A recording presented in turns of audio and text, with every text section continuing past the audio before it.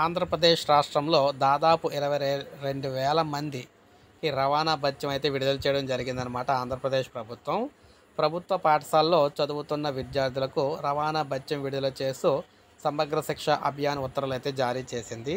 విద్యా హక్కు చట్టం ప్రకారం నిర్ణీత దూరంలో పాఠశాల లేకపోతే ఆవాసం నుంచి దూర ప్రాంతాలకు వెళ్ళే విద్యార్థులకు రవాణా భత్యం చెల్లించాల్సి ఉంటుంది.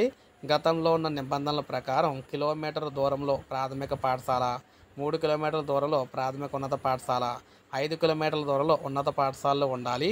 దీని ప్రకారం లేని చోట విద్యార్థులకు కేంద్ర రాష్ట్ర ప్రభుత్వాలు కలిపి రవాణా భత్యం చెల్లిస్తున్నాయి. ఇందులో భాగంగా రాష్ట్ర వ్యాప్తంగా 22,558 మంది విద్యార్థులకు రవాణా భత్యం కింద ఎస్ఎస్ఏ 13.53 కోట్లు విడుదల చేసింది.